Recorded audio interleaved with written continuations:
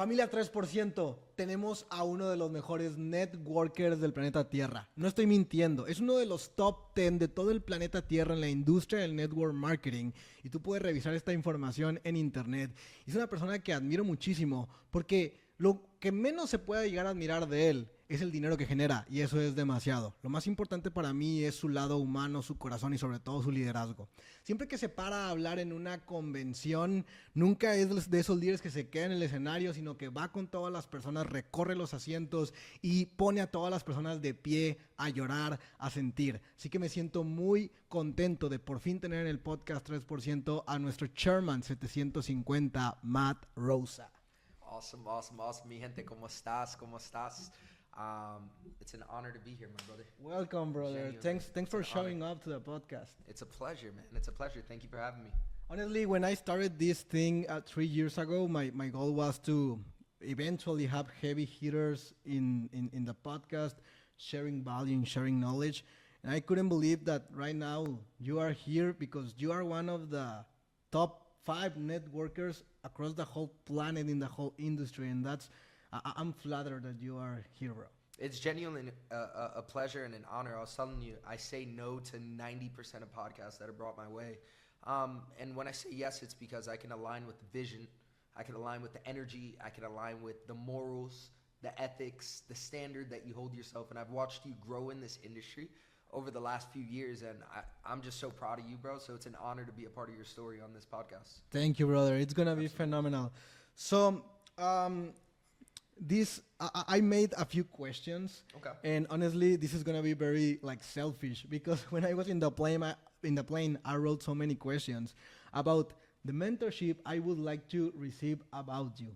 But the good thing is that people is gonna benefit because this is gonna be recorded and everything. You can always call me, bro. Yeah, for sure. Whenever you want, man. I'm always gonna be here. But I'm glad, man, because I know you're so intentional in everything that you do, from the events that you do to the mentorship that you have to even seeing you speak on stage, the intention that you put behind that as well. Even the conversations, one-on-one conversations that we've had, it's always intention. Yeah. So this is gonna be something people can learn from. Definitely. And I'm also really glad because you are in the top position within my company, a company that I love. We're going to be talking so much about our company tonight because most of the listeners right now of this podcast are Latin people. Right.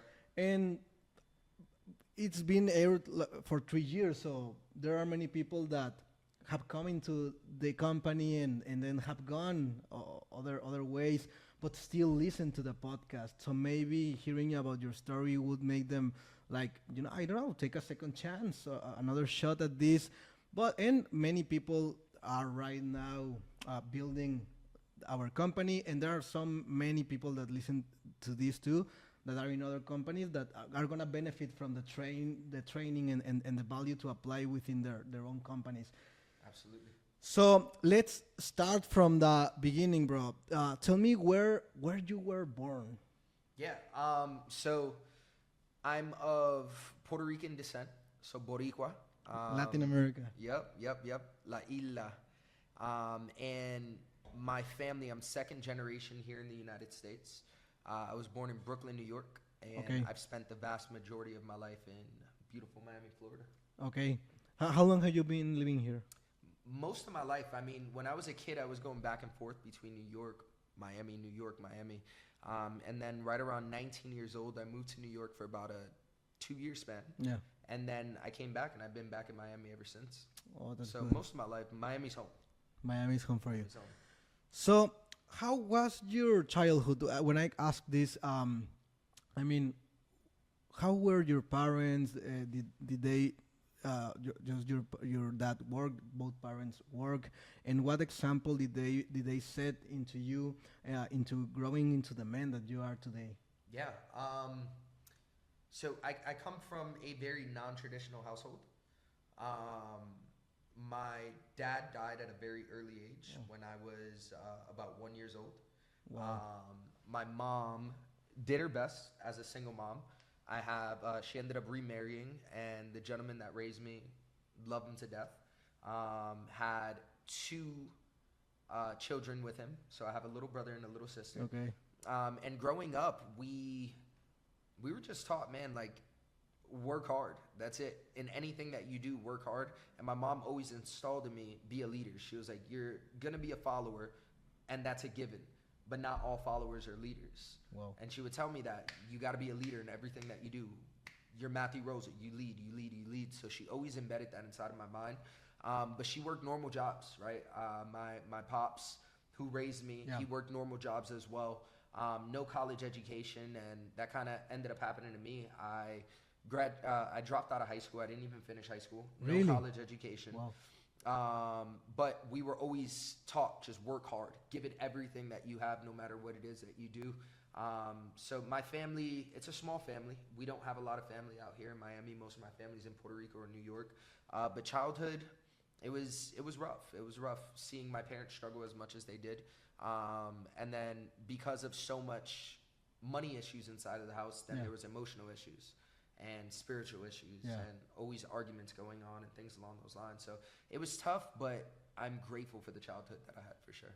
Wow, brother. And where did you first start to work? Did you apply for a job or Yeah. So right around 15, 16, I was on my own. I moved into a friend's house after sleeping on a bunch of friends' couches.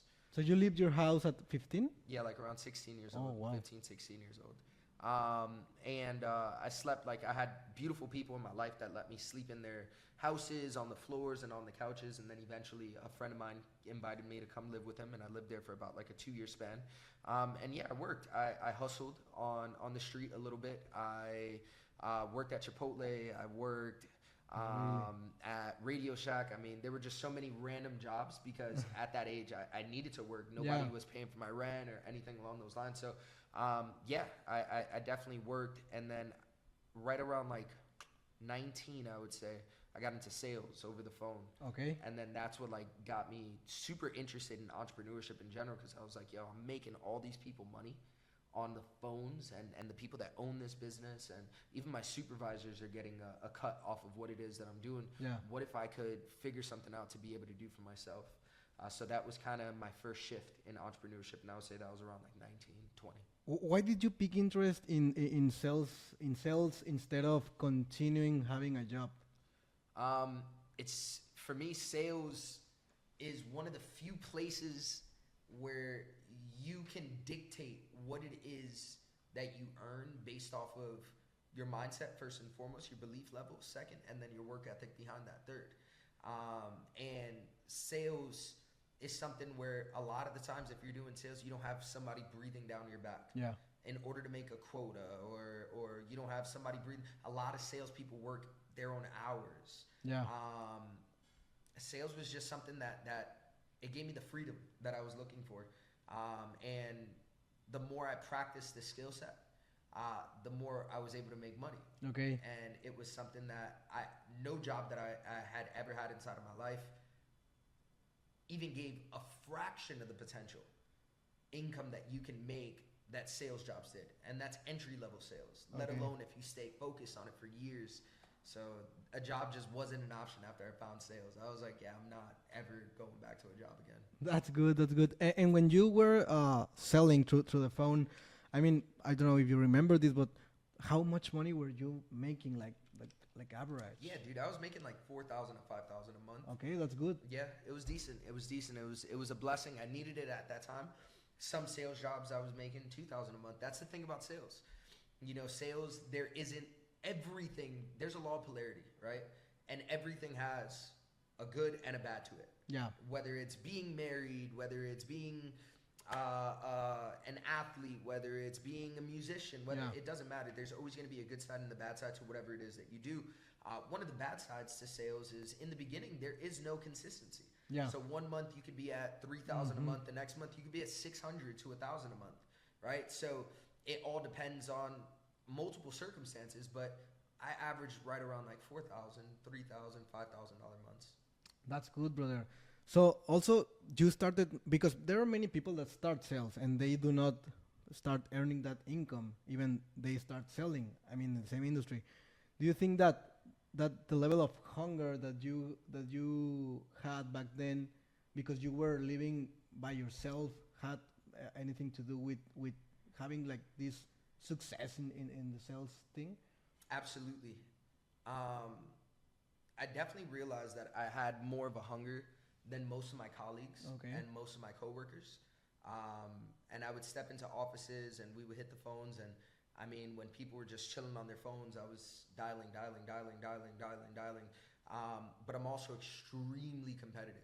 Okay. So I'm competitive against other people, but then I'm also competitive against myself. So like if I did 6 sales last month, I'm going to beat myself 8, and then if there's somebody that has 10, I want to beat them as well, so I'm gonna have to go 12.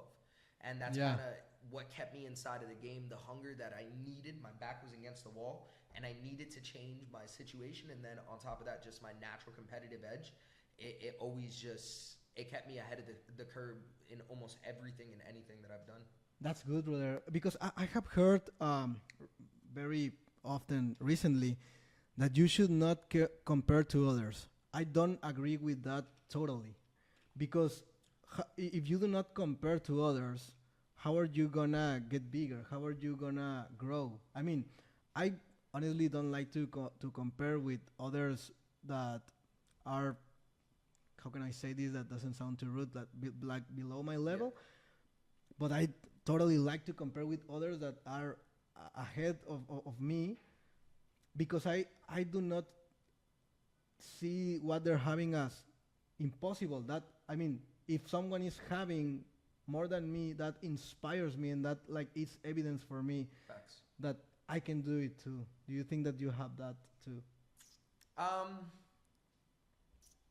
For sure. In essence, I think it's like, it's almost impossible not to compare yourself. Sure. In today's day and age, especially because right at our fingertips, Instagram, we're scrolling and there's just lives that we're like, yo, man, like I would love to be there, or, you know, I love the way that person dresses, I would love to dress like that. Yeah. And naturally, on a subconscious level, we're always comparing ourselves. I try not to do so intentionally, because I don't know. So you were talking about the level of someone else that may be ahead of me inside of life. Yeah. I admire it. Yeah. I get inspired by it, and I'm like, man, like that's crazy. This guy did this X, Y, and Z inside of this space. We have the same 24 hours. We breathe the same air. We bleed the same blood. So I can do something like that, definitely. But then I also am very crucial in making sure that that person is a representation of what I believe in. Totally. Right? So like, I've met successful people where they're crushing it inside of their space, whatever it is that they're doing, but then behind closed doors, they suck. They're not a good person. They're with a different woman every single week. Yeah. They don't have intention of having kids. They, you know, are rude to individuals that help them. They're maybe fucking people over that can't afford to be messed up like that. Yeah. And I've caught myself comparing myself to those individuals. Or they could be amazing people, but I can't compare myself when I don't understand their story. Yeah. So maybe they've gone through so much inside of their lives. Okay. And I only see what's on the surface because I don't know them. It's hard for me to compare myself, because then that might have a negative effect on it. Yeah. So I admire from a distance, and then I study what that person is.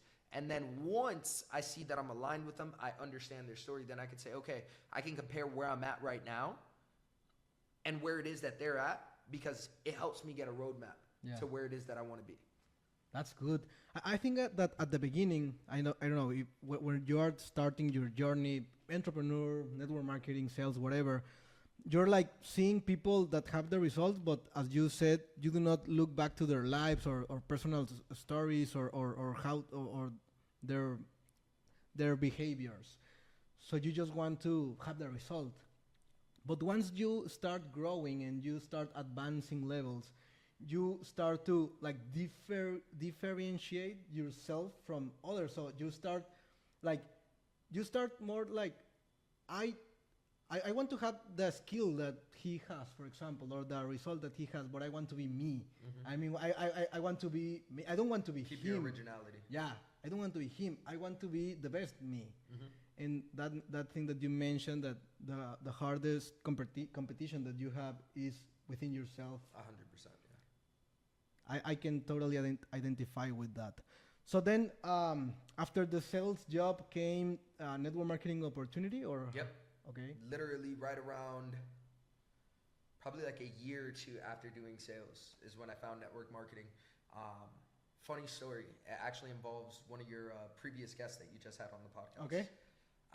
So I joined the industry when I was 21 years old, and then I started sales right around like 19. So at 21 years old, a friend of mine was inside of a network marketing company, and he would always contact me, always inviting me, hear about it, jump on this call, come to this meeting. And I was like, dude, I'm good, man. Like, I'm good. He's like, bro, you know so many people. You're already in sales, this is that. And I was like, yeah, I get it, dude. I'm good off of that, though. And I was invited one day to go to his house, and he said he was having a barbecue. And this kid was known for throwing epic parties, bro. Epic parties. So he tells me he's having a barbecue, and I go over there in order to go to this barbecue, and it's real quiet for a party. And I walk in, and an entire living room turns around and looks at me as I walk in, because I walked in late, and it wasn't a barbecue. It was a home event that my boy tricked me into coming to. So I sat down embarrassed. I sat down in the back, and I just waited. I was like, I'm already here. I might as well just hear this, right? Yeah. A little salty for sure, Yeah. but I was like, I'm already here. So the dude, I remember watching him. He was clean, man. He had a really nice smile. First time I saw a nice, expensive timepiece. The way he was dressed, very well polished, very well spoken. And I remember looking at all these people that I knew at that event. Okay. Like I saw a bunch of friends that I knew and people that I went to school with. And I'm looking around, and some of them are captivated, but some of them are just like, all right, when is this over type deal. Okay. And I was like, he's good. This guy's so well spoken, but he can't do it like I can to my people. Okay. You're the most qualified to mentor people that you used to be. Okay. So I'm sitting there looking at them. I was like, man, I would absolutely crush this inside of the Miami market. So I walked up to him, and I'm sure you being a success story inside of this industry as well, you've been at so many different events where people come up to you and they proclaim like, yo, I'm going to be a huge leader inside of your organization. Yeah. I walked up to this guy, and I told him that, then shake his hand, and I was like, yo, my name is Matt, and introduced myself. And he says, my name's Alex Morton. It's a pleasure to meet you. And whatever it is that I can do, I'm here. So my first ever exposure to the industry of network marketing was through my brother Alex, who, 10 years later, I'm still in business with. And you're very good friends, and you It's both, my brother. yeah, and you both It's are my brother. network marketing legends right now. Who would have imagined that would happen, brother? Dude, absolutely From not. a All glory to God, man. yeah, from a fake barbecue into getting When you put it that way, Yeah. right, bro? Thank God. You know, I still hang out with my first sponsor. He's one of my best friends in the world. That's my brother. What's his name? Jonathan Van Putten. Okay. Shout out to you, baby. And I still see him, man. Every time I hang out with him, or if we go to church together, he lives on the West Coast. He's in Cali, but every time we hang out, I'm like, bro, thank you so much, bro. Thank you so much. And he's no longer in the industry, but his purpose was to put me inside of the industry. Phew, bro, that's a phenomenal story. And so you said yes right away, like before the meeting was. Oh, dude, over. I would say 30 minutes into me listening to it, I was like, yeah, I'm down for this. This makes total freaking sense. I'm in. And I had $300 in my bank account, and it was $185 in order to get started. Okay. And I spent $185, and I was like, I need to make this work. Wow. I need to make this work. I was living paycheck to paycheck. I'm gonna ask you a question, because let me tell you how was it from my perspective. I joined the industry at 21 years old, December of 2014. And before that, for 5 years, I had different jobs. I worked at Subway, I worked at FedEx, I worked at many jobs like you. And well, in Mexico, you make shitty money in every kind of job. Yeah, but I was making tops, $200 a month for 5 years. No? So it's very small money, and I was broke. And the first opportunity that I hear about Bima, our first company, I said yes. Oh, dude, I didn't know you were in that. Yeah, that was my first company, That's Bima. awesome. I said yes right away, like you, because the person that was introducing me to the opportunity was a random guy. This was the first time that I saw. Here in the United States, you say John Doe for some like a random name. In Mexico, we say Juan Perez. Okay. It's the same thing as John Doe. This guy literally was called Juan Perez. Oh, snap. Okay. Really. The irony. Yeah. So Juan Perez introduced me to the opportunity. I had never seen him before. But the thing that caught me, and this leads me to my question, was that he said, you could make a ton of money in here. And honestly, this was the first time in my life that someone told me that I could make large amounts of money. No boss, no teacher, no family member had ever told me that I can make a ton of money. And I wanted to make a ton of money. So honestly, he just had to mention that. And I was like, yeah, what we have to do? So my question is, do you think that successful people are naive enough into thinking that they can make it when opportunity is presented to them? I think that we're all naive. Most of us are naive to at least believe in the beginning. The difference is not everybody has the ability to brainwash themselves when the going gets rough and the going gets tough to stay because that naiveness, it goes from dreaming to now those dreams are goals. Yeah. So it goes from, oh, this would be cool if this happened to this is going to happen. This is going to be my reality. But yeah, man, I think what we're really good at, the successful individuals and individuals that will become successful, not just already successful people, is that we're really good at brainwashing ourselves. Yeah. Like the building could be on fire and we're really good at controlling and saying like, nothing's wrong. We're good. We're going to figure this thing out, right? That's so true. We're really good at brainwashing ourselves in regards to, changing our habits and our patterns that we have into saying like, I can't get what it is that I want if I'm doing X, Y, and Z. We're really good at brainwashing ourselves into living in the future and knowing that this struggle that we're going through is temporary, right? And I think that, again, that naiveness just turns into a superpower. Yeah. It turns into something that we utilize on a day-to-day basis. But yeah, you have to be clinically insane to be an entrepreneur. It is so twisted. And the conversations that you have with yourself are so aggressive. And then you'll be your biggest fan, but then you'll be your biggest hater at the same exact time. And you gotta be clinically insane if you're looking to become an entrepreneur, but in the best of ways, genuinely in the best ways, because this isn't for everyone, and we need inside of the world people that are working certain jobs, especially essential jobs inside of our lives. Like, we need that, and not everybody's meant for the gut-wrenching journey that entrepreneurship is. I wish there was a disclaimer before you got started. Like, you have to sign a waiver, like, yo, your heart's gonna be broken a million times, dude. You're gonna cry struggle so financially. You're gonna cry. You're gonna be frustrated. You're gonna want to give up. And if you agree to all this, then here, you could start entrepreneurship. Like, I wish there was a waiver, but you just experience that as the journey happens. That's true, brother. Yeah. It's because something's breaking inside of you, and I think it's your programming, because you and me, it was 21 years of programming, what I call into the system, like having a normal life and study, get good grades, get a job, work, have no dreams, have no aspirations, have no ambitions, money is evil, and all of that garbage that they pour into us. And when you are encountering within entrepreneurship, all of that, you start to realize that it's a lie, and it's very hard for you to deal with that because you've been told that for 21 years, and now one random guy tells you otherwise, and yeah, definitely, I totally understand that. And when you started in Bima or in network marketing, did you obsess right away, or you take it as a side hustle at the beginning? No, I was obsessed right away. Good. I was obsessed.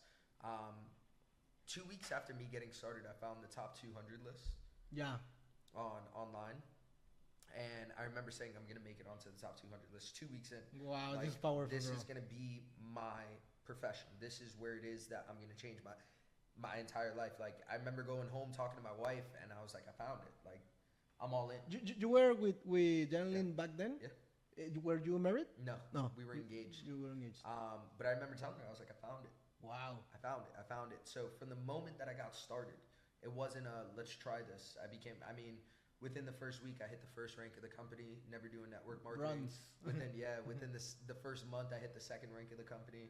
Like it was something that I was immediately 100% in on.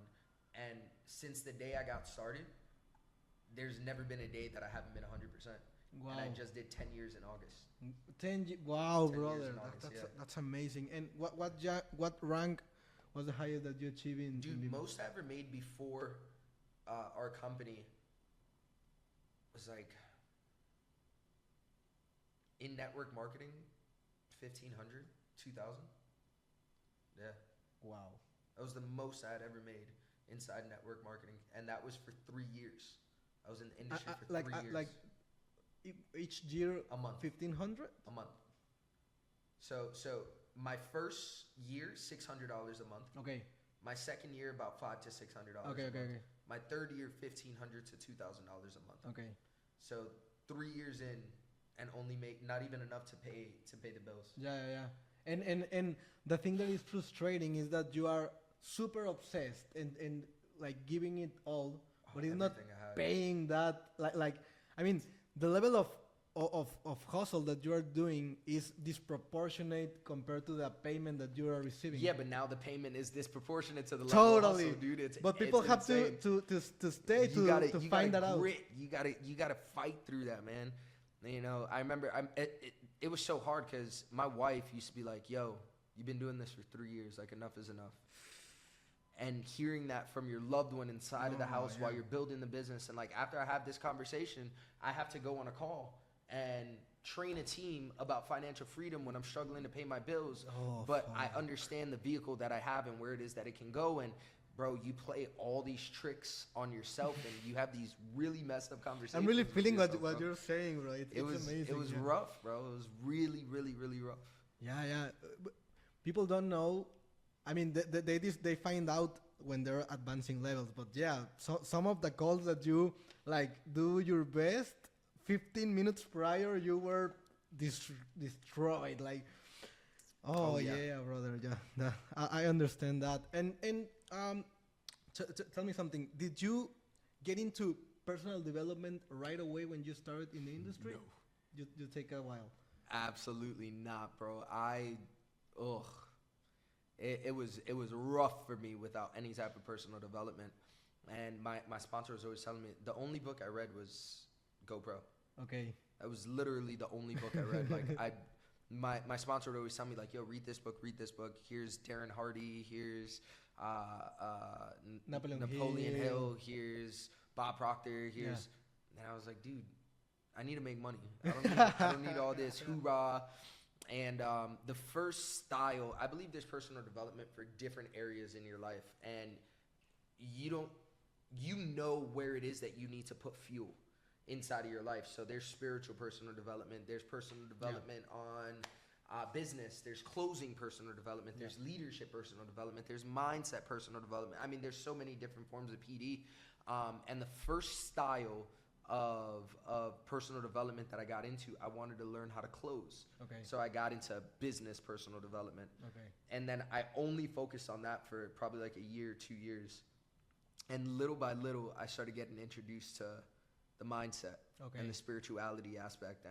And then my first year working with my brother Jason Brown, he told me, he gave me a book, Emotional Intelligence 2.0. He was your upline or he was my crossline first, then he was my upline, and then we became business partners. Okay, And now he's corporate. Yeah. So our relationship has just revolutionized over the years, but he gave me a book, Emotional Intelligence 2.0. And that was like one of the first times that I was introduced to mindset and things along those lines. I was never a big fan of motivational personal development. It didn't do it for me. I was already motivated myself. Like I didn't need someone yelling at me. Yeah. You know, shout out to the greats that do it.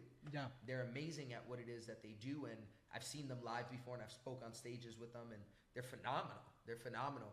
And I believe that they've literally changed people's lives. I didn't have a motivation problem. So for me, motivation personal development was pointless for me. Okay. And then when I was introduced to the mindset aspect of personal development, and then later on to the leadership personal development, the John C. Maxwell's, the Rich Wilkersons, that's really what started to call me. I was like, oh, this is fire. I really like the mindset and the leadership. Are you more of an audio guy or book? Audio. Audio. Dude, I read a book. I read the page, and then I got to go back and read the same page because I don't remember anything that I read. I'm always sidetracked. Yeah. So I learned that there's two ways to learn. Okay. You have your auditory, and then you have your visual. Some people are visual learners. Some people are auditory learners. So for me, it makes sense why it is that I'm into music and I was able to teach myself guitar and teach myself piano and songwriting and things like that. I'm an auditory listener. Okay. So audios are a thing inside of my house every single day now. Especially when I'm not, if I'm driving, audio most of the times. If I'm in the shower, I'm listening to an audio. If I'm in the sauna, I'm listening to an audio. So yeah, audios all day. With audios, it happens to me that like it happens to you with books. When I put an audio, I do listen to a few audios, like for example, The Strangest Secret. I listen to that like consistently, but when I put an audio, my head goes like my You're probably mind, a visual learner. I'm totally a visual. I read books like crazy. Yeah, like crazy. I read books every day, definitely. But I do think that I learn more from reading than from listening. Than listening? Yeah. You're a visual learner. Yeah, totally. You're probably really big hands-on, holding things. Yeah, definitely. That's my thing to learn. And so when one does join into the network marketing industry, one discovered all of the like personal development and reprogramming and everything. Do you remember like one, like it could be like a home event or weekly event or hotel event or even convention? Do you remember like one that's been like definite to for did one event change something in you and made you wanting to go pro? And what was that event? Two come to mind. The first one, I was like my first year in network marketing. We get a call. Yeah, it was definitely my first year in network marketing actually. I was the second rank inside of the company, and my upline gets a call saying that Alex is coming back to Miami. Okay. And at this point, I'm inside of the company at this point, and I was like, bro, I want to speak. And imagine I'm only making $600 a month. You got people like Mikey Sotero that are outranking me. Okay. You got different individuals inside of, like, in that backyard that are making significantly more than me, have more tenure inside of the company, more time in the company. And that's why I love network marketing, man. It doesn't matter how long you've been doing it. Yeah. It don't matter where it is that you come from. People aren't favorited. It's equal opportunity. Yeah. And the team was like, yo, Matt's an extremely talented speaker. Let's put him to open up. And that was the first time that I spoke in front of 100+ people. Okay. And standing up there, I was just like, man, this is one of the most beautiful experiences, because I saw afterwards people coming up to me talking about mindset shifts that they had and, you know, aha moments. And I look at those videos now and I cringe. I'm like, dude, yeah, that's so bad. But that was a moment for me. And then the second one is, again, involving Alex. That's crazy. Alex had just joined our company, and he said, I told him, I was like, you know, whatever it takes, I'm willing to do. We personally brought Alex into the company. Yeah. And I was telling him, I was like, whatever it takes, I'm willing to do, bro. Just tell me what it is that I need to do. I had just hit my first six-figure rank inside of the company. Okay. And he was like, we got to promote the next convention. And I told him, I was like, I don't know what a convention is. Like, he was like, bro, like, the company doesn't have a convention. And I was like, nah, man. He was like, you got to throw it then. And I was like, wait, what? And I had literally 500, 600 people on my team at this point. Wow. And for 90 days, we started building the team up, and me and Jason invested everything we made that month, threw it inside of an event, and put 1,000 people inside of the room. Wow. In Dallas, Texas. For 90 days, you did that. For 90 days, every conversation, I was jumping on planes, trains, I was jumping on buses, I was sleeping on people's couches, I was sleeping on people's floors. I was in front of 3 people at a coffee shop, and then I would go to another place and there were 30 people waiting there, and everything was about getting to Dallas, getting to Dallas, getting to Dallas, getting to Dallas. 90 days later, I rank advanced. I walked into that venue, rank advanced to the next rank. I put 1,000 people inside of the building for the very first time inside of my career. And it was just, it stretched my mind so much. Wow. It stretched my mind so much. We had never done anything like that in our career. Most we had ever had inside of a room was 100, 200. Yeah. So it just stretched my mind so much. And the mind's like a t-shirt. Yeah. You know, I stretch my t-shirt right now. No matter what I do, it's never going to go back to the original size. And once my mind was stretched, it could never go back to the original way it used to think. I had a new ceiling. So yeah, those were the 2 events that I was just like, oh, this could be big. And then the most I've ever spoken in front of today, we've gone from that to 14,000. Yeah. Yeah. So Yeah. absolutely Yeah. insanity. Been there. Actually, Eric Worre says that when the first time that you put 1,000 people in an event, that's like the game changer in network marketing, like in income, in like everything. Like you literally going to the level of world-class leader whenever you put 1K people into an event. Did that event that you are mentioning help you rank advance eventually? Oh, yeah, bro. No, dude, I walked in the first 6-figure rank, or I started planning that event, the first 6-figure rank inside of the company. We promoted for 90 days. I walked into the venue at the second rank, the second 6-figure rank. Yeah, so we went from 10 to 25, and it was insanity. It was insanity. We definitely caught lightning in a bottle, and we took advantage of the opportunity of a lifetime in front of us. And I was not home for 90 days promoting this event. That's very old school way to build, right? Like event and after event after event after event. Actually, they say you do an event for the purpose of promoting the next event. That's like the way of building. And don't you think that has like been losing lately? Like people does not go hard into events in our industry nowadays? You know, early on in my career, another book that I actually did end up reading, I would say right around the time, like my 3rd year in network marketing, was Building an Empire by Brian Carreón. Oof, that's phenomenal book. Shout out to Brian, such a good guy. And my biggest takeaway from that book was that you have to have a proper balance of high tech and high touch. Okay. Oh, that's great. High tech and high touch. And in the beginning phase of my career, the first 3 years, I had no high tech. My Instagrams, my social medias, my Facebooks, very low engagement. I didn't understand branding. I didn't understand any of that. Taking advantage of things like, back then it was Uvu and things along those lines. It was all offline. My grind was all offline.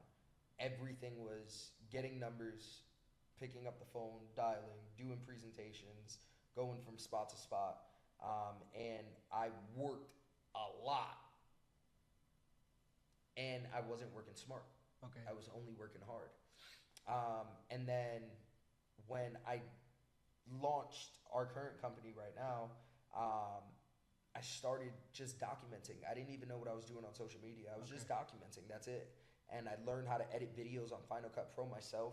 And I had a camera on me everywhere that I went. And I just started documenting everything that we were doing. If we were sitting in a Starbucks talking about biz, I would throw the camera on. If I was on a tour, getting on a plane, I mean, it wasn't glitz and glamour. It wasn't at all. But I was just documenting everything. And people were like, yo, what are you guys doing? What are you guys doing? Like, this is insane. There was no call to action behind it or anything along those lines. I was just putting it out there. And curiosity marketing started to happen. And then right around, we had a proper balance between the two, offline and online. And right around COVID, it was all online. Yeah. And I absolutely, during COVID, we tripled our business, which was crazy. And then a huge percentage of that didn't last because we were missing the offline. So I've experienced only offline and I've experienced only online. And based off of my experience, you got to have a proper balance of the two of them. You gotta be able to work smart, but at the same time, offline isn't. There's a purpose behind offline, and that's the real relationships, not just the relationships, but the real relationships. It's the camaraderie. It's where the culture happens. It's where the life changing conversations really happen. It's where you can't fake the funk. Yeah. So your team, like I could, as a leader that's only doing things online, I could post and make it look like I'm grinding. Sure. Or if you're in person, you're going to show your team that you're working with them Sure. and you're there, feet on the ground. So there has to be a proper balance. But I agree. A lot of individuals are just taking to social media now. Yeah. And you're going to stunt your growth if you're only on social media. You're going to stunt your growth if you're only doing it online, because it's not going to breed loyalty. It's not going to breed trust. It's not going to breed relationships. It's not going to breed the fundamentals of what building a real community is all about. It's like, picture it this way, bro. Imagine having a long distance relationship. How long could you be in a long distance relationship where you guys don't see each other? Oof. You guys don't have physical connection with each other. You guys aren't spending time together, going on dates, creating these memories. It's not going to last. Not gonna last. Business is the same exact way. If you're only doing it online, you may attract someone, but keeping them in depth for years and building that solid relationship that builds trust, and that trust allows you to coach them to be able to genuinely shift their lives, it's not happening. That's totally correct, bro. I also think the same, that you have to build offline and online. And honestly, I gotta tell you, I have that clear since, because I was like you, totally offline. But when I started learning online, I don't know why, but I was very aware that I should not forget the offline, because the offline solidifies, like unites.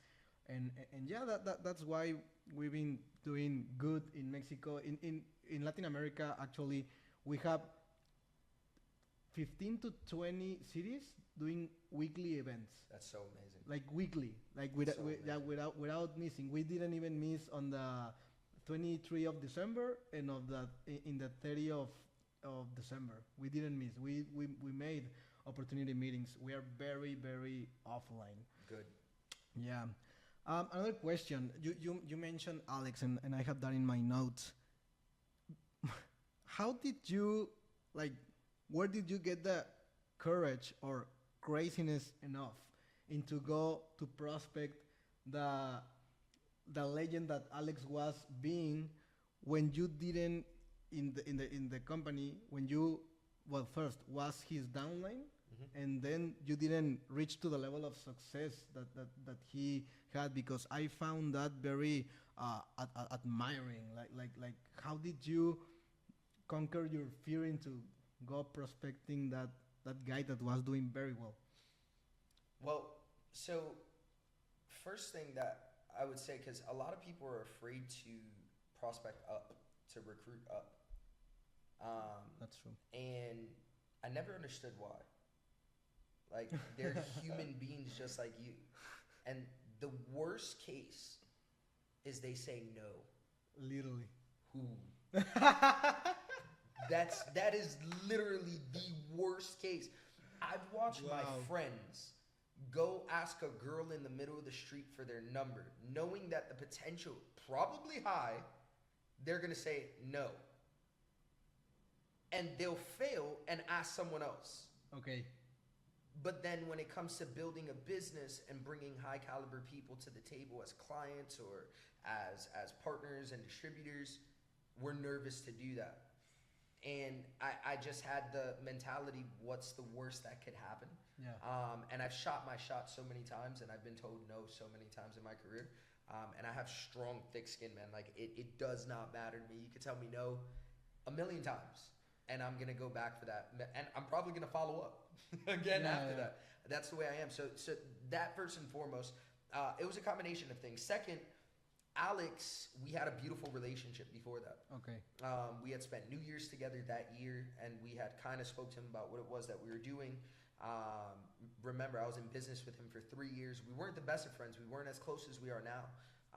But there was always a level of respect amongst one another. And Alex is somebody that treats everyone he comes across with respect. He's not That's somebody, true. Yeah, dude, you could be the person holding the door, or you could be the owner of the building. And he's going to treat exactly the same, both individuals. So, you are the same, bro. Yeah, I try to be, man. I try to be. Your vibe attracts your tribe. Um, so he always just had a genuine respect and love and admiration for me, and that made it more comfortable for me to go ahead and do that. Okay. And then last but not least, he tried to prospect us. Okay. So he was like, I'm looking for companies and just get ready. Yeah, he mentioned that Yeah. in the podcast. He was like, just get ready. I'm looking for companies right now, and y'all just get ready to do what I'm gonna do. And then Jason was actually like, dude, that's wild, because we're actually building something. And if you're gonna have the courage to ask us to look at what it is that you're doing next, have the respect to look at what we're doing. Fly in, sit with our CEO, and put our company on the table with all these other companies you're looking at. And there the magic happened. that's where the magic happened, yeah. Yeah. So you did like the right thing in the ability of edification. Like you put Chris Terry in front of Alex, and then you remove Dude, from I the didn't middle. even go to the meeting. Oh, good. I didn't even go to the meeting, bro. I let Chris, Jay went to the meeting. Yeah. I went to go do an event in Northern Florida. Okay. Jay went to the meeting. He was there for like 2 or 3 days, and I just trusted Wow. that Chris would do his thing. I didn't call them. I didn't bother them. I wasn't like, yo, what's going on? And I got a call late at night from Alex, and he's like, yo, you ready? And I was like, haha, let's go, yeah. Let's do this. Wow. Yeah, just trusting your mentor. That's why it's so crucial to choose the people that mentor you very wisely. Wow, brother. You recruited probably the best networker in the whole planet. That's very huge to say. Another question. When you join, I mean, today it makes very much sense to join I Am Master Academy. One would be nuts if you do not take a look at I Am Master Facts. Academy. Definitely. But back then, when did you join? 2015? November 2015. Back then, there were like 1,000. It looked like Windows 1998, bro. Wow. How many customers were there? Less than What 1,000. products did, this is a very important question I have to ask, because as I told you, very large amount of people that are gonna watch this are in I Am Master Academy and have the tools, the super amazing advanced technology tools that we have today. Like they came with when it is all built. What did you had in the company back then? We had one live session ran by our CEO, Chris. And it wasn't on the back office. It wasn't password protected. And it was at 2 o'clock in the morning. Oh, shit. And then we had a scanner that you would have to download. That was a mission to download, and that's it. That's it. That's it. Wow. That's literally it. No videos, no. And you bought that vision. Yeah. Chris, man. I looked at Chris Terry. Getting on the first call with Chris, I sat down and listened to this man, and it was the first time that I felt like I was standing in front of a visionary, right? When I joined my first company and my second company even, it was something that had already been created, right? This was something that was being created, and I watched what was driving him and the things that were fueling him, and I saw how it was all selfless, and it was driven by other people and other people's success. I love the fact that he didn't need this at the time. Okay. Right? And I was terrified to not be a part of what he was about to do. Wow. Like, it was just like, you know, when they talk about marriage with a woman, they're like, when you know, you know. It's the same thing. Like, when you find that, and there's not a lot of moments like that. And that's why I'm still here 8 years later inside of this company. I have never felt that moment again, unless I'm talking about this company. And I'm a very loyal, consistent person. Like, I've been with the same group of friends since I was 15 years old. I've been with the same woman for the last 10 years. I've been in the same industry for the last 10 years, same company for the last 8 years. So when I sink my teeth into something and it aligns with my morals, I stay. And I don't care what is going on. I don't care if there's something amazing on the other side. I don't care if things are horrible where it is that I'm at. I'm riding till the wheels fall off, and I'm going to do my best to make it better. And Chris is one of the biggest reasons. Listening to him and being so scared to miss out on what it was that he was doing, That's why I was like, dude, I don't, none of this makes sense. And I'm down for the ride. I'm down for the ride, man. I don't know what you're doing, but I know it's going to be big. And I think it would have been big with or without me. That vision was just too strong. I mean, there's so many companies that try to do what it is that we're doing. Yeah. When we first got started, there was no company doing anything like this. So he created the ideology of this. And since then, we've been able to pave the way for so many different companies. We have been making history genuinely. From there. And it's amazing to me because many people, I mean, not many people, but really heavy people like you, like really big results people like you, talk very highly about Chris Terry.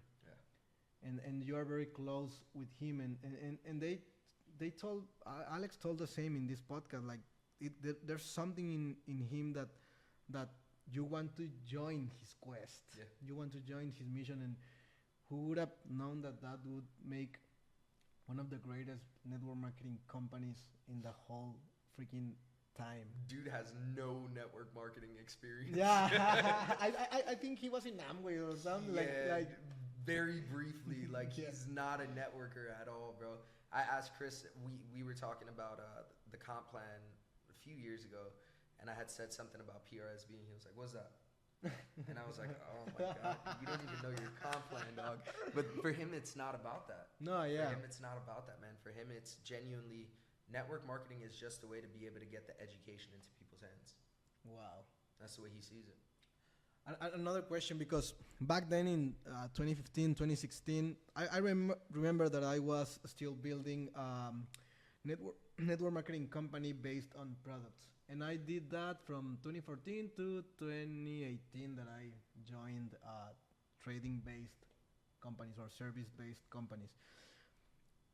How do you think that service-based or trading-based companies came to as a game changer for the whole network marketing industry? Because I can imagine, because I was one of these guys that I'm not afraid to say it, that whenever I saw this for the first time and I saw the comp plan, I thought this is pyramid scheme. This is not gonna last. Yeah.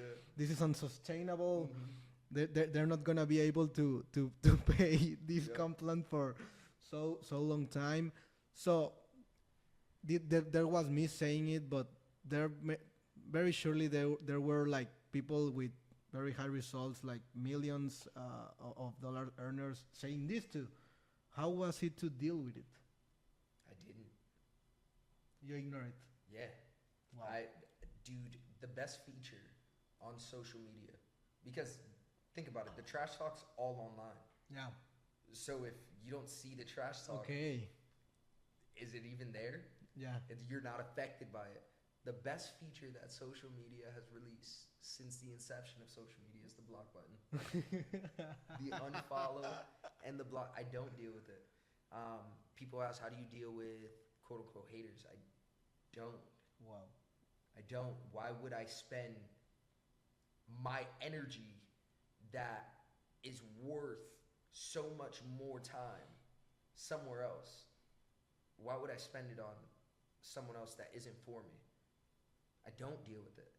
Block, unfollow, block, unfollow, block on my cell phone even. You're texting negativity, text, numbers blocked. It's WhatsApp, oh yeah, blocked. Yeah. Like I just don't deal with it. And because of that, I've created this reality of myself.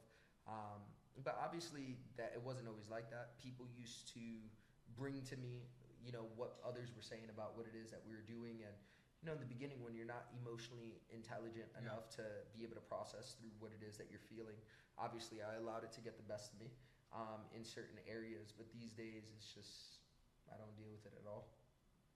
Wow. Yeah.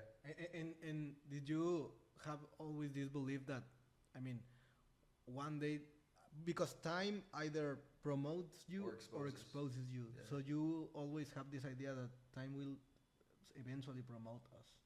Yeah, for me, I'm a strong believer. I have a strong belief in God, specifically for me, Jesus.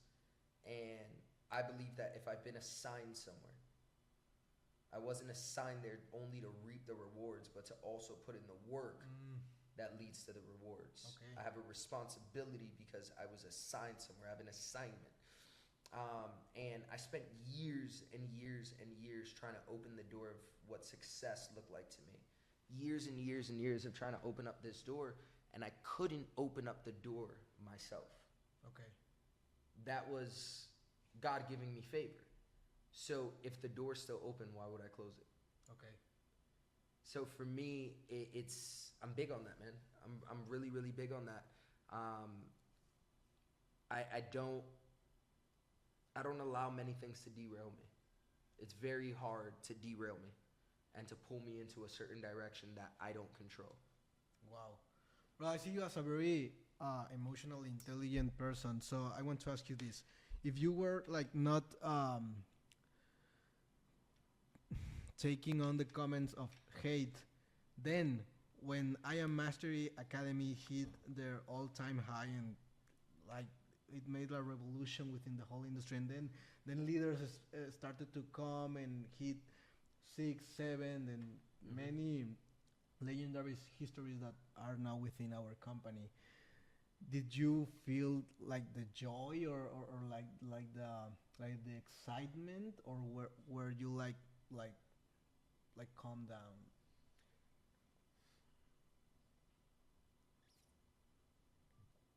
Both. We celebrated so hard. There was always a party.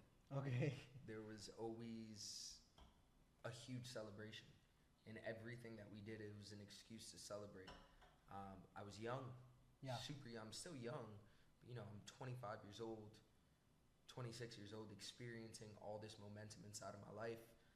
And we were celebrating for sure, but I was also so focused on the future and my goals that I feel like I missed a lot of it. I feel I wasn't present for a lot of it. Like we would do a convention, put 4,000, 5,000, 6,000 people inside of a building. And then I would walk in and be like, yo, why isn't it 10,000? Okay. Yeah. Or I would hit, a certain rank and I'm like, yeah, but I'm not where it is that I want to be. Yeah. Even though I've come so far from where it was that I used to be. So I was always living in the future. And it was never good enough. Okay. And I really believe that it was a pro and a con, because obviously it got us to the success that we're at today. For sure.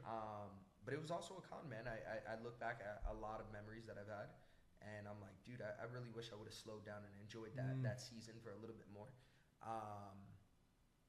But there was a calmness to us, but there was also a very wildness to us. And these days, I just learned from it, man. Like, I know now with the success that we're experiencing, the momentum we're experiencing, I'm very present. I'm very, very present during this, and it feels good. That's good, bro. It's as Tony Robbins says, that strong leaders create good times. Mm-hmm. So maybe your job was that, like you did not slow down to enjoy the moment that you have been created, but you were creating that good moment for many someone people. else. Yeah. We had to walk so others could run. Yeah, bro, because that run that you never had enough and you were always working, like eventually I have to thank you, because that got me here, like in some way, I love that, man. Because I don't consider myself as a pioneer like you. I always look for, because I don't have that fear of missing out. I always have trusted my skills, my capabilities, and as I told you before, when I see someone hitting greatness, achieving greatness, my first belief is I can do it too. It doesn't matter the time. If I'm behind, I'm late, that doesn't matter. So I'm more like that.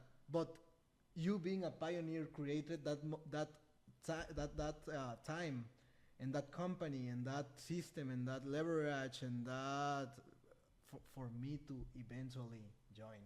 Bro, it's crazy. And many people. It's crazy, man. Like I was at this event. I really don't do outside speaking engagements often. Yeah. Same as podcast. And I was invited, and I appreciated the person that was throwing it. So I said, yeah, I'll go. So I went to Tescanaliqui Greece. I hope I'm pronouncing that right. And I met this dude out there, and he was like, bro, you made a decision that ended up changing my entire life. And he told me a story. And it wasn't even inside of the company that we're in now. It was in my first company. Wow. And that decision that I made impacted him, or impacted someone that ended up getting in contact with him, showed him my video, and then he started following my entire journey from way back then. And it was just like dude, I was just doing it because I felt it was right. I felt that, you know, God assigned me here, and I was being obedient. I had no idea in my wildest dreams how many lives we would impact, and that's something I'll never take for granted. That's something that I'm so grateful for. You can't, like, bro, that's what you measure success by. Yeah. The amount of lives, man. Like, that's real success. Yeah. Yeah, because, and that's very true, because that's the reason why you keep doing what you have been doing for the last 8 years with this company. I'm in love with the feeling. I'm in love with people too, bro. Like, when I started inside of this industry, I was one of those people that didn't like people. Yeah. But I was like, whatever, dude. Like, let's rock and roll. I see the comp plan, and so on and so forth. But I've grown in love with people. I genuinely love people. I love being around people. I love teaching. I love helping, like that aha moment that goes off, and like when they get it and you see it, and there's a moment that you're like, there was a shift that just, bro, I live for that moment. I love people, man. I love how we can nurture one another. We can heal one another. We can love on one another. We can build community and coexist with one another. This is the perfect industry for me to be in. Yeah, for sure. And with all the respect, when in conventions, you look like a priest. You know, like you walking through the halls and through the people and through the seats, and everyone like feeling that you are, because they feel that you are with them. I can tell you from my perspective, whenever you are on stage, or well, I have to say off a stage, but speaking, I feel that you're speaking to me. I feel that you are talking to me, and I feel really inspired. Last time in Zagreb, bro, I wanted to go to war with you, like literally, bro. I told that to my girlfriend, who is a Chairman 25 within my team, and I told her we're going to war with him. I mean, but she's a female. She doesn't understand that. Different energy. She's like, how war? Yeah. If I could give you a piece of advice, and to anybody that is in a leadership role where you are publicly speaking, piece of advice, bro. Most leaders that touch stages are there to hear themselves. Okay. Most leaders that get on these big stages spend so much time creating the perfect training in their head. Okay. The greatest leaders do market research, find out what the organization is struggling with, and I go there to solve someone else's problems. I'm not there. That's why AWOL, my creative director, he gets upset with me. He's like, bro, the sickest pictures are on stage. I need you on the stage, bro, so we can get awesome content. I don't care about the content. No. If you look at my social media, a lot of my pictures, if I'm posting about me speaking, are me in the crowd. Yeah. And yeah, we could get the sick lights and the smokes and all those things on the stage, but I'm not. That stage is for me. I'm not there for me. I'm there to solve someone else's problem. I'm there. There's somebody inside of that room that came there on their last dollar. There's somebody inside of that room that is thinking about suicide. There's somebody inside of that room that is dealing with trauma. I'm there for that person. So understanding my organization, and when I come to speak to our team, I'm speaking to solve issues and serve. I'm not speaking to be recognized. Wow. So from that makes all the difference, bro. All the difference. And when you realize that you're not talking to people beneath you, you're talking to your equals, you just have a little more success and a little bit more time, you're going to change the way it is that you talk to them. You're going to change the way it is that you talk to I don't look at anybody below me. I don't care if you're homeless, or I don't care if you're a billionaire. We are all equal, right? And when you start to talk to people as such, bro, your rank means nothing. Yeah. Throw it out the window. The amount of money you make, you're not paying other people's bills, so they don't care as much as you think they care. Yeah, for sure. So you got to throw all that out the window, and you got to just, we're equal human beings. I just have a little bit more experience, and I'm trying to show you from my experience how it is that I can help solve some of your issues. Yeah, for sure. Bro, it makes the world of a difference. And ironically, and this might not be intended, you ended up being more praised and celebrated when you do your speaking gig in that way. Yeah, this might not be intended, but it ends up being that way. I have told you like a minute ago. And brother, do you remember, even I don't know if with the first company or with I Am, but do you remember like a setback, like a defeat, or a fall that you thought, wow, this is very hard, but it did teach you a lesson? So many. So many, dude. I'm in Puerto Rico, we call it cariduro. Okay. I'm cariduro. Like stubborn? Yeah. Okay. I have a hard head. Okay, yeah. And where I'm from, specifically the area of Puerto Rico that I'm from, they're known as los cariduros. Okay. I have to learn the hard way in everything that I do.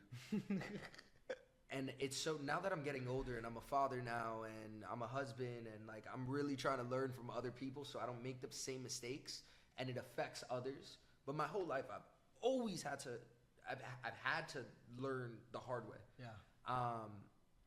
So to answer that question, there's so many, bro. So many. Like this one time, now when your organization, like currently right now, I have about 40 to 50,000 active on my team.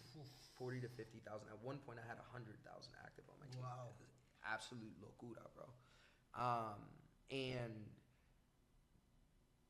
this one time, it was I had just hit around the Chairman 100 level.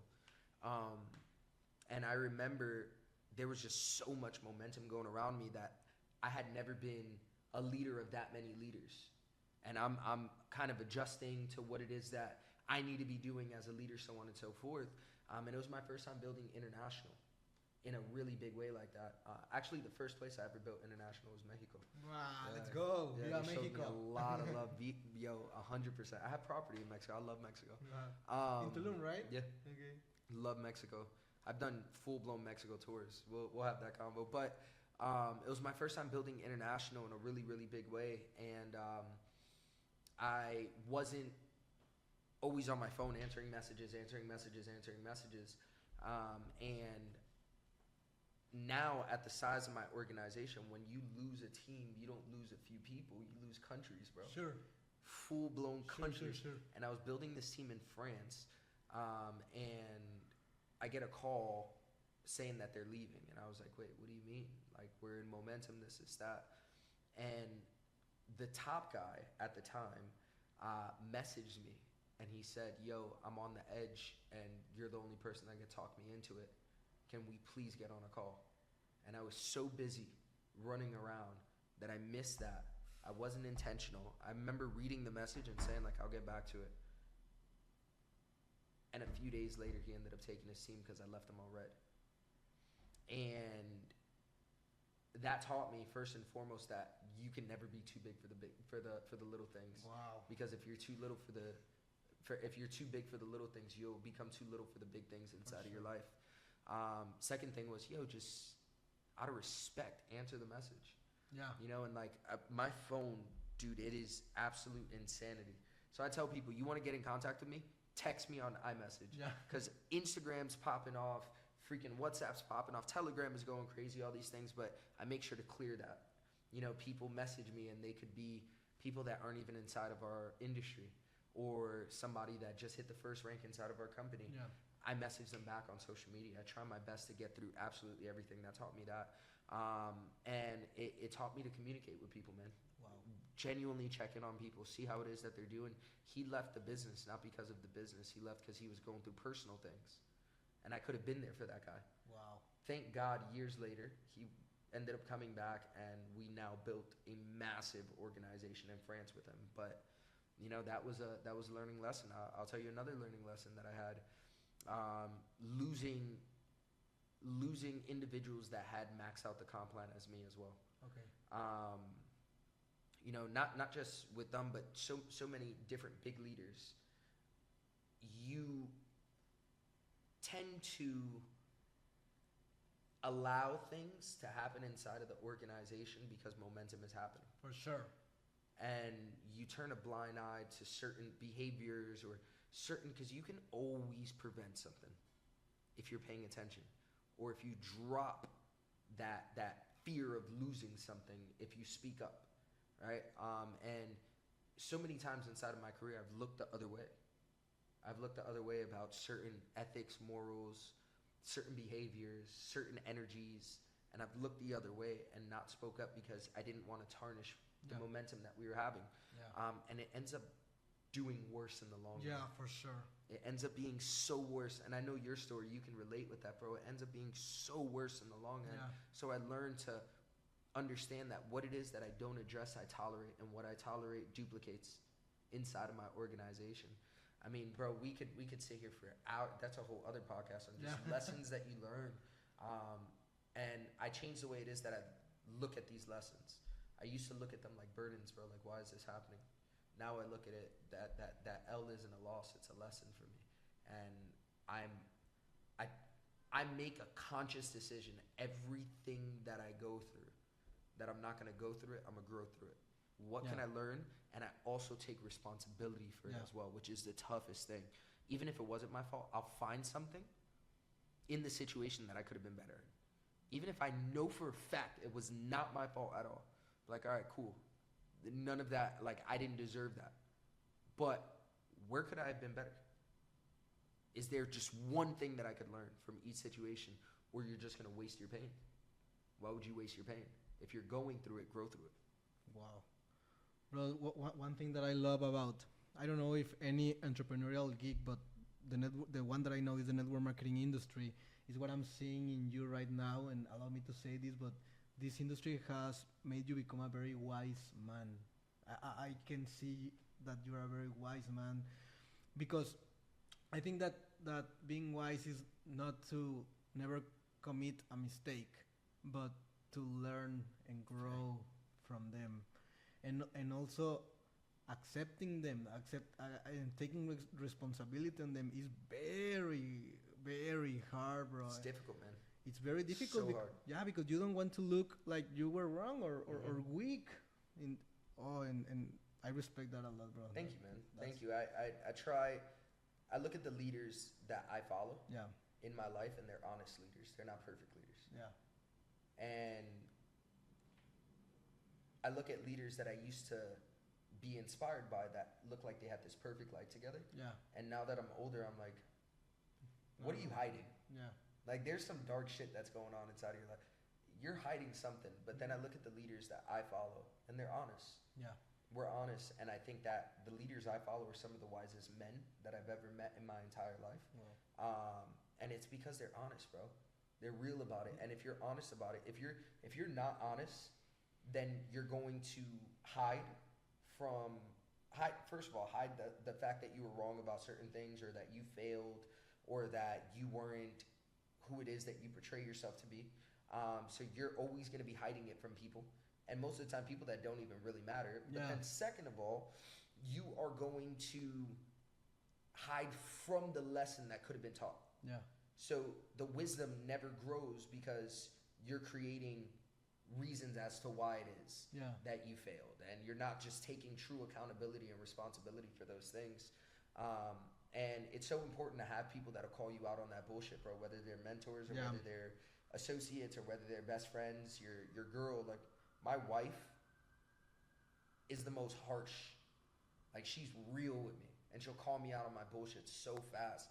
It's important to have those, and that community, it adds to the wisdom aspect. That's true, brother.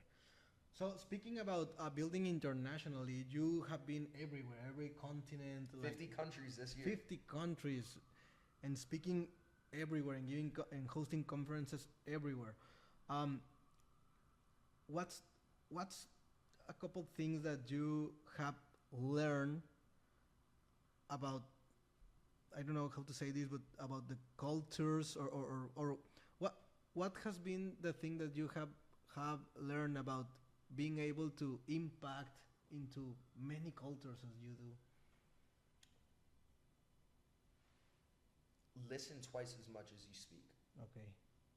When I go to, I mean, I've been to places where the economy's thriving and they're doing so well.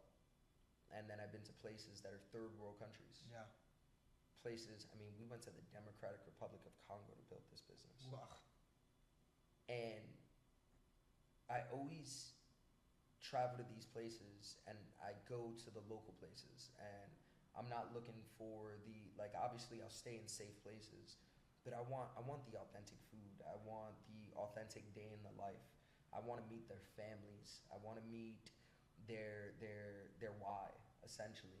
I want to spend time with them. I want to understand their culture, because no matter how good of a speaker I am, you're never going to understand Mexican culture, or I'm never going to understand Mexican culture the way it is that you understand that culture. Yeah. And you know, the same exact way when I looked at Alex, I was like, yo, he can't talk to my people the way it is that I can talk to my people. Yeah. And I understand that going into cultures. I've been to places like Japan was such a culture shock for me. Building, and we have a team of about 10,000 active over there. Wow. And it was so different doing business, but now it's one of my favorite places in the world to do business. So it's understanding, taking a moment to understand someone's culture. You don't know what it is that you don't know. You know, I've prayed with some of my Muslim friends, but I've also prayed with some of my Christian friends. Anything I do, I try to indulge myself inside of the cultural experience of wherever it is that we're at. And I understand that I don't know anything, and I'm always asking questions. I'm not speaking about my culture. I'm not speaking, oh, well, in America we do this, or in Christianity we do this, or no, I'm asking questions not to respond, but to understand. Wow. And I match that energy. And when you understand cultures and you're building internationally, you understand what drives the behavior and what stunts the behavior, what stunts the growth and what drives the growth inside of the organization. And also I stick close to someone, right? Someone like, let's say for me in Japan, it's Takuya, right? My boy Takuya, he's an absolute beast in this business. Yeah, he's. And the whole time I'm in Japan, I'm sitting next to him. I'm finding out the way it was that he was raised. I'm finding out about the economy. I'm finding out about what type of religion do you guys have here? Do you have a religion at all? What do you guys do for fun? What is the perfect child for your parents? You know, what's the ideal career here? How's your government? How do you feel about your government? And I'm asking all these questions just to understand. And you'll start to realize that, like, different teams, like for instance, Japan loves being in a group at a dinner setting. That's their vibe. That's what it is that they love to do. They absolutely adore that. My U.S. team loves doing sports together. Okay. Right? So like they're really big on playing basketball together, and we host basketball tournaments as a way to bring the team together. Or if we're at an Airbnb and there's a basketball hoop in the back, you better believe we're playing against each other, right? My teams like different things. Okay. And I'm submissive. Like, all right, cool. This is what we're doing. Let's rock and roll. And I just want to be a part of your culture. You invited me here to your home. Also try the foods. You know, the other day, shout out to Kazakhstan. I had horse meat. Wow. I was like actual caballo, bro. Yeah. And it was delicious. It was so freaking good, bro. It tastes like a steak. It was so amazing. But that was something that showed my team. They were like, yo, he's open-minded to our culture. Yeah. And it's a respect thing. Yeah, respecting. Right now, my organization is like 95% in Mexico, in my country. What would be your best advice for me? Because since the moment I joined in this industry, I dreamed about building as many countries as possible. So what would you say that I have to do or focus on to go like really heavy internationally? Be intentional about it. Okay. The way I started building in Mexico is that I knew Miami's a melting pot for Latinos. Okay. We're literally one block away from all of South and Central America. You can meet somebody that knows somebody in Argentina, in Mexico, in Chile, in Colombia, literally everywhere. So I made it a part of my launch process. Okay. Who do you know in South and Central America as we're making the list? Okay. Who do you know in, and then I started getting more intentional about it. Who do you know in Mexico? Who do you know in Mexico? Okay, then I started getting more intentional. Who do you know in Hidalgo, Mexico? Okay. And I started to become intentional about that when I was building Europe. Started to become intentional about that when I started building in South America. It's an intention thing, but not only you, but also teaching your team to make that a part of their launch process. Okay. Be extremely intentional. If you have the aspirations of, like, at one point, I told my wife, I want to build in Hawaii. And I was a chairman 100 at this time. I was like, I want to build in Hawaii. I want to build in Hawaii. And I started making it, bro, I was so intentional about it. On my social media, who's in Honolulu? Who's in Honolulu? Every conversation I had, do you know somebody who's in Hawaii? So on and so forth. I ended up having a friend of ours connect us with her family. We no longer talk to that friend, actually, but she connected us with her family. And we went to Hawaii and did a big barbecue with them and actually did a presentation inside of the living room and signed up people right there inside of Hawaii. If you're intentional about it, you'll make it happen because you always find what it is that you're looking for. But you got to be intentional about it. Wow, that's good, brother. Another different question is, for the people that right now are part of I Am Mastery Academy, why should they stick with the company for the future? Best is yet to come. We're just getting started. I was talking to one of my leaders here in the United States just today. And he was like, we're just a proper catch up for the new year. Nothing specific. And he was like, bro, how are you? Like, how's your heart? How's your mind? And how is it that you feel towards the company? And I was like, bro, I'm genuinely so freaking happy right now. A lot of people, they are so attached to what has happened inside of their career, or people that betrayed them, or people that left their business. They're attached to people inside of their business, and nothing lasts forever. So every wave must crash. And when that happens, the easiest thing to do is blame maybe the company, or maybe blame, and this is for all of you guys that are in different companies. It's gonna happen. It's gonna happen. The easiest thing to do is blame corporate, or blame the company, or now blame the products, or blame the comp plan. But that's the same comp plan that you made the most money in your life. That's the same comp plan that you used to sell to people because you loved it. That's the same comp plan that you were in love with when you were making the money that you were making, right?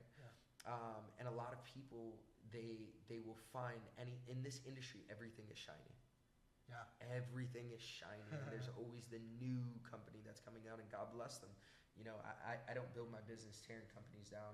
You look at Las Vegas, there's how many casinos next to each other coexisting and winning. I build my business the same exact way. So I think that we need more companies inside of the trading space and inside of the network marketing space, because it gives us validity inside of this space. That's true. I don't want to say we are the best. We're number one, but we need more, bro. As a prime example that this industry works, and these two beauties married together create such a monster. And there's enough for everyone to go out there and eat and win. I just know that we're the best, and I know that we're better, right? We are not perfect, but we're just better. And the direction that this company is going in, one word, sustainable, bro. Sustainable. I'm at a point in my life where I refuse to risk so many people's lives that, like, depend on me. And if I make a move and I do anything, so many people do it too. Just based off of the strength. That's a big responsibility. For sure. Every single decision that I make affects my daughter. It affects my wife. And when it comes to sustainability, I need something that's going to be there 10 years from now. Also, the company is in a space right now where it's not just trying to sustain. Well, we're not trying, we're doing. 10-year-old company. We're not just sustaining, but now we're also innovating. The one thing that set this company apart for years is the fact that we've never copied a model. We've created a model. Yeah, definitely. And I feel, being an artist, being a singer-songwriter, there's times where you can create and write 8 songs in a month. And then there will be a time where you have 2 months, 3 months that you haven't written anything. Right? And I really felt it going in to record this full-length record that I'm about to record. Chris is an artist. If you think about being a visionary is being an artist. Definitely. So you're creating something on a blank canvas that did not exist, that was not real. And you're going to have times where you come up with a million things, and then you're gonna have times where those million things, like think about our favorite artist, Bad Bunny will wait how long in between albums? Yeah. Because he's creating. Yeah. Chris is now went from the creation and innovation state to putting it into action, and it's very exciting to see him inside of that mode.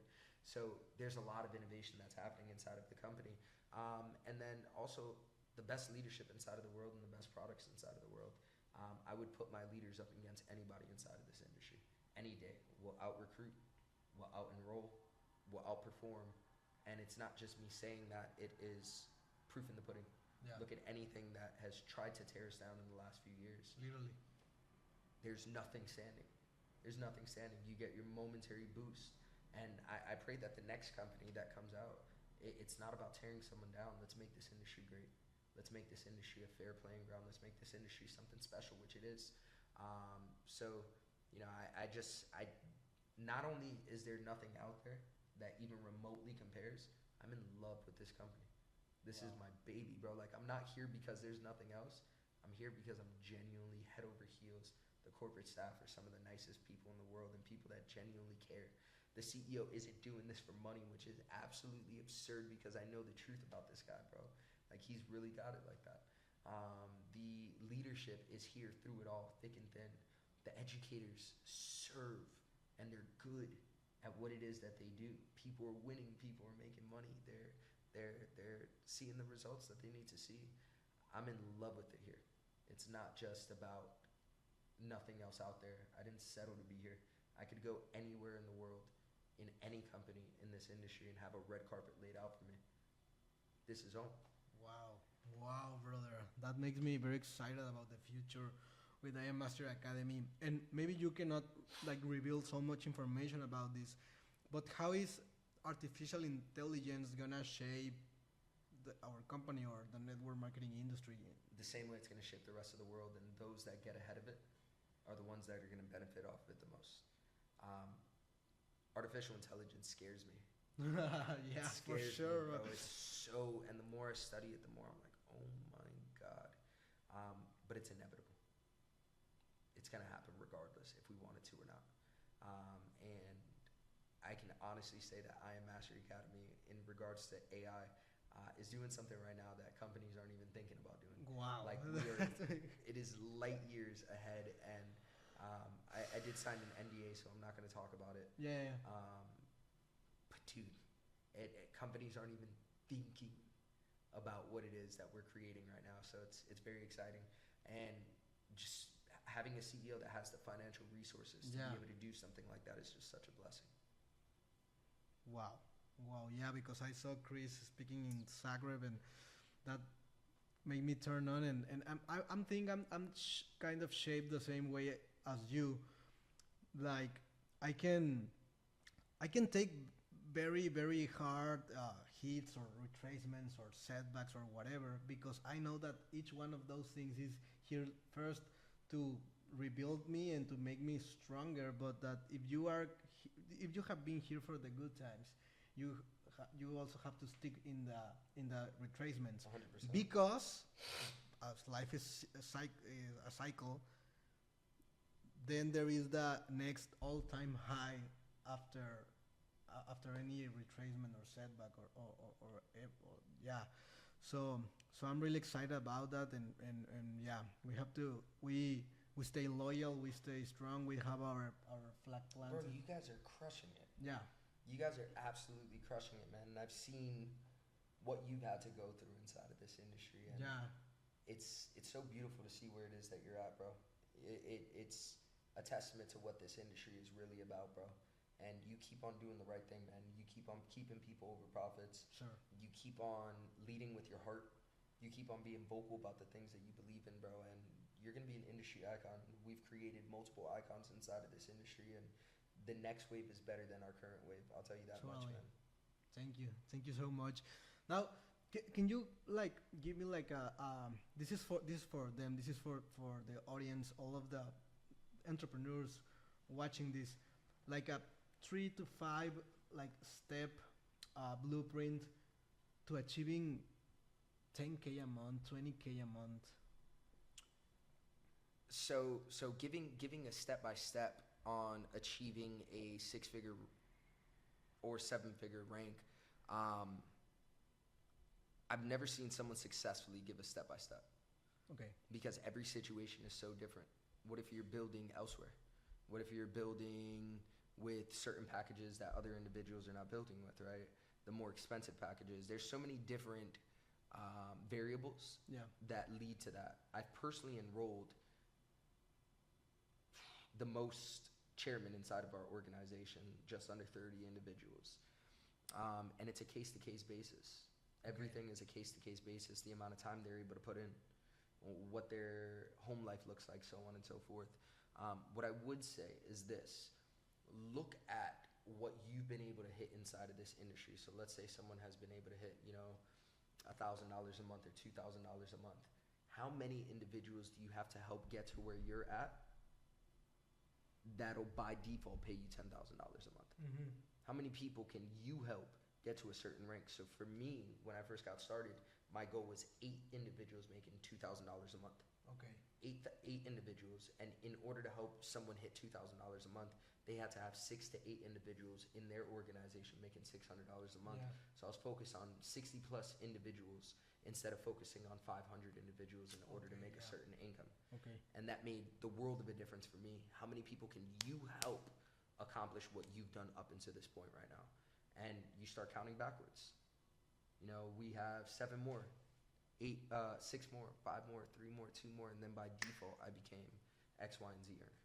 That makes a lot of sense. You have to put people into winning position for you to advance. Yeah. That's why I love this industry. That's what Help enough people that's get what what it it is that they want, you'll get what it is that you desire 10 out of 10. That's true. And the next question is for me, and several people watching this. What's the blueprint into getting to 7 figures? 7 figures, bro. International. Okay. Get out of your country. Okay. You've done beautiful things, and I know your team, so I can say this. Yeah. You have leaders in place. Yeah. The world needs Jorge. Okay. The world needs Jorge. You've set such a foundation, and it'll be a treat when Jorge's in Mexico. Now you got to become so intentional.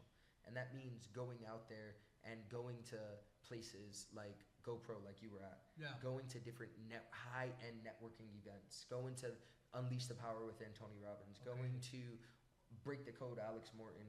Going and networking with other individuals. Not with the intent of recruiting, but with the intent of building your arsenal.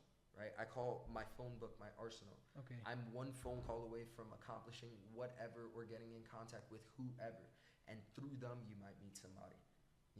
It's getting on people's radars. It's making those connections and doing so outside of your country, bro. You get outside your country. Okay. Imagine you do what you guys did over the last, you've been with the company 6 years, 5 years? 4 years now. 4 years. 4.5. 4.5 years, so almost 5 years. Imagine the next 5 years in 3 other countries, what it is that you're going to be able to do if you duplicate what it is that you did in Mexico, bro. Legendary level. Bro, and you already know how to do it. Yeah. You already know how to do it. You've done it. And is it going to take you sacrificing being away from home? 100%. But in order to hit 7 in anything, you're going to have to sacrifice a ton. Yeah, so we're not afraid of hard work. Yeah, bro. You got to go international. You got to, and then also, bro, a major thing with going 7 is really being critical and crucial where you're investing your money.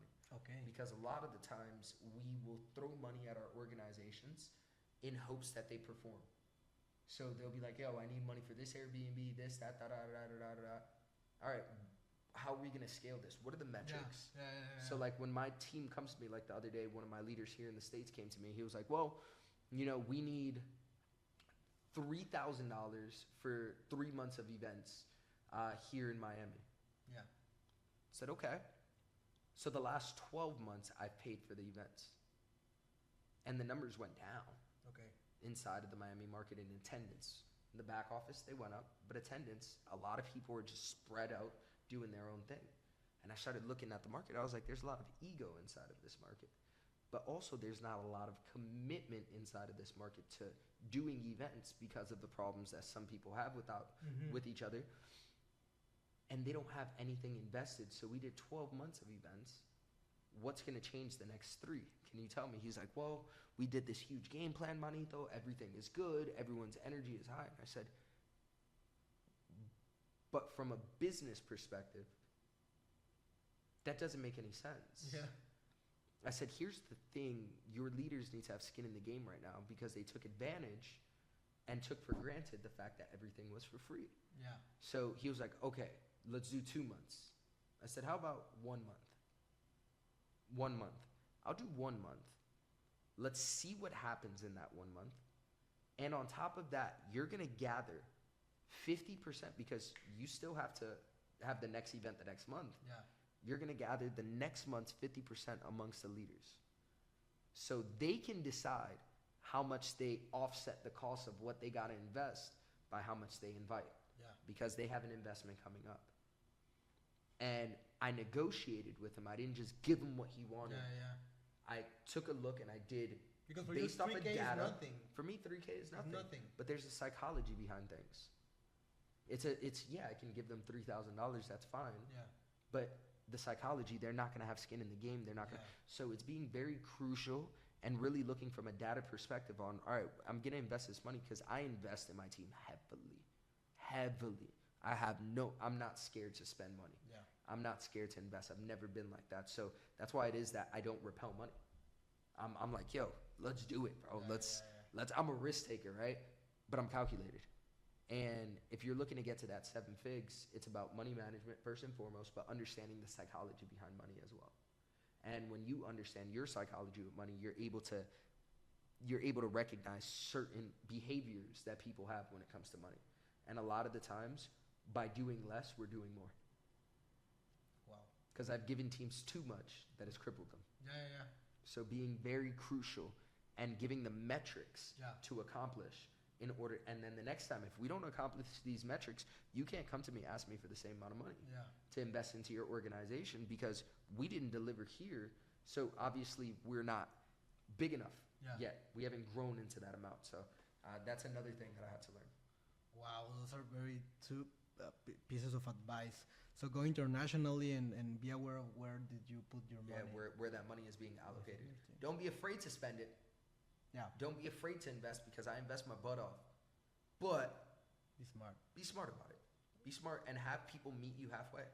Don't always meet somebody where they're at. Have them meet you halfway. You have so much to be able to offer people. Have them meet you halfway. Okay, that's good. And before wrapping it up, and this is a very crucial question, what impact has God made in your business? He is the reason for my business. God is the reason that I have the strength to keep going every day. God is the reason that I enjoy this business because I know that I'm doing something He assigned me to do and I'm being obedient. God is the reason that Chris has this vision. God is the reason that I was able to understand the vision because he could have said the same thing to someone else that didn't understand it. God is the reason I met the people that I have inside of my business. God is the reason certain people are not in my business. He is the reason for everything. And I give Him all glory, bro. This isn't me. I'm just a humble servant. I'm a faithful servant. This is all glory to God because as fast as He's helped us build this over the last 8 years, He can take it away. This isn't my doing. Anyone that says they created this movement or it's the most selfish thing in the world, it's impossible. And 90% of the people that have left my organization and my business had that mentality where I did this, I did that, I did this, but they haven't been able to do it again. It was never us that did it. Bro, so each time that because at the beginning, in my first years, I was just about grinding and hustling and presenting. And as time goes by and my rank advances and my level goes up, I realize what you just said. It's nothing to do with me. It's everything to do with God. And me advancing in the business has, as time goes by, ma- be, made me really close to speaking with God. I didn't do this like before, but since a year and a half or maybe 2 years now, I speak to God every day. But It's been me for about 4 years. yeah, Yeah. but I didn't speak to God before. I wasn't a maybe not yet, but religious guy. I want to go into that. I think that I'm like facing into that in this like part of my life. I want to know more about God, and I speak to Him every day. So what I'm gonna say, I'm not like, I don't know if I'm gonna offend some people or if I'm doing right, but the way I do it, because I'm not religious and I haven't read the Bible like study the Bible as maybe you should have. But I speak to God, and I literally what I tell Him is, I try not to ask for things, but first Gratitude. yeah, gratitude, like every single day. And right now, when there are things that are not given to me that I really wanted, I thank Him for not giving me that. And this happened to me this week. I was really angry because something I couldn't get, and my first reaction was to get angry. But then, like literally a minute or 2 minutes later, I said to God, "You know why you do the things that you do, and I'm not who will question your ways, Not everything we want is what's for us. for sure." And so I like show gratitude for now, almost now everything in my life, literally, like having my mom. You knew my mom Yeah, she's such a sweetheart. in Miami. Yeah, you knew my mom. Having my brother, having the people that are like really close to me. Now that things are more meaningful than they were before. So that's like the first part. But there are some days that I ask God for specific things: wisdom, strength, skills, intelligence. When I know that I'm gonna go up in a stage, I ask Him for the right words, for the I tell Him this, like, speak through me.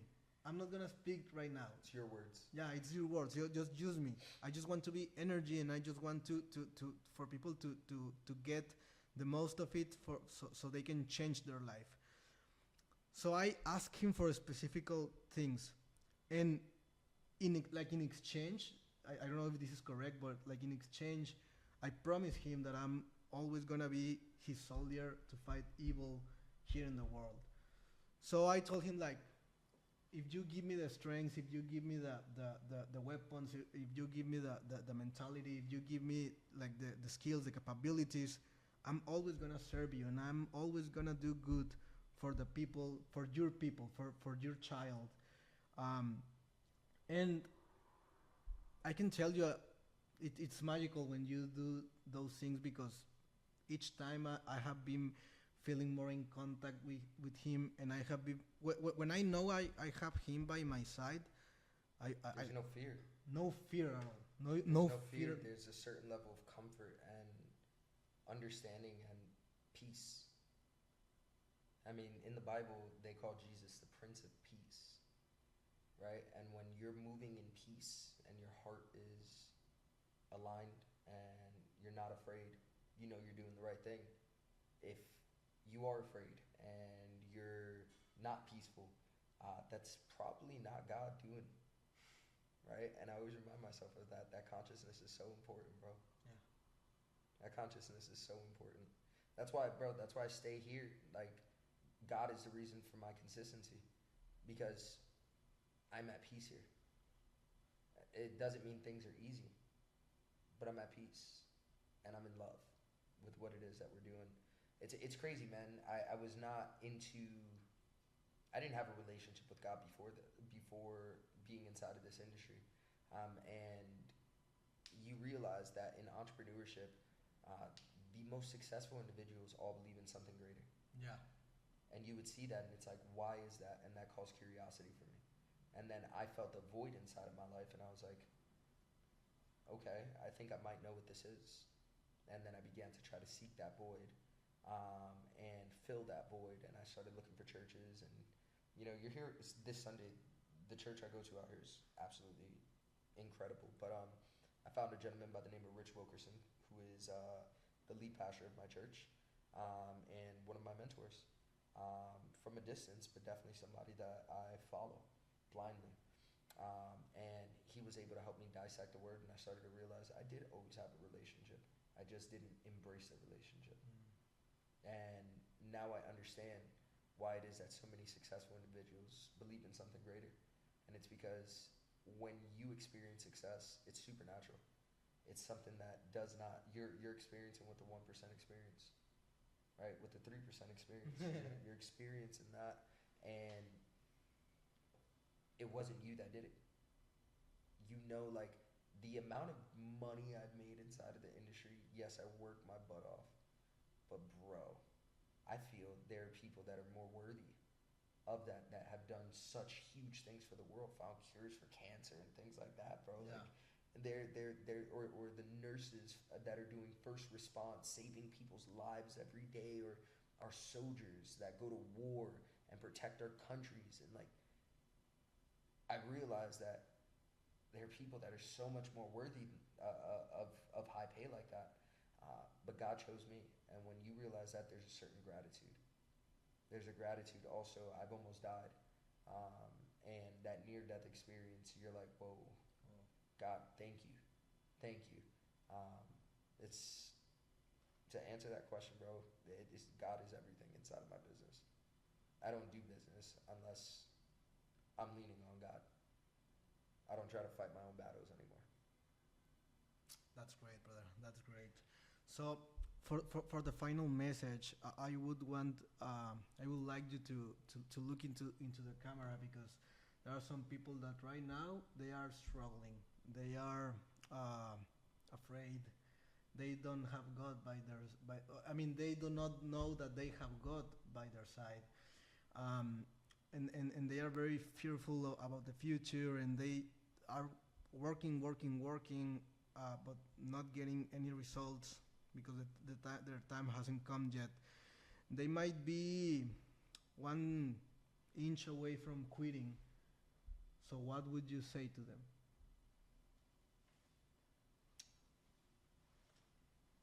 I would allow you to know that the struggle has its purpose. And what you're going through is by design. It's something that you are supposed to be experiencing. And Tony Robbins says that life is happening for us and it's not happening to us. Earlier today, I told you that you can go through it or you can grow through it. But I encourage you not to waste your pain. That pain has a purpose. That struggle has a purpose. And if you don't stick it out to see what that purpose is, you went through it for no reason. Do not waste that pain, because after the pain usually comes the beauty. You got this. Wow. Thank you so much for showing up to the podcast, brother. It was an honor to have you here, and thank you for all the value and the nuggets and all the knowledge that you dropped in here. It's been an honor. It's an honor, my brother. I'm excited for you. Let's get it. Familia, acá lo tienen, Matt Rosa, uno de los networkers top 10 más exitosos de todo el planeta entero. Fue un episodio fenomenal, espero que lo hayan disfrutado mucho. Espero que apliquen toda la información que él nos dio para que lleguen al siguiente nivel. Yo personalmente lo voy a hacer definitivamente. Y muchas gracias, muchísimas gracias por estar acá. No te olvides de suscribirte al canal, dejar en los comentarios qué fue lo que más te gustó del episodio. Y nos vemos la próxima semana. Let's go.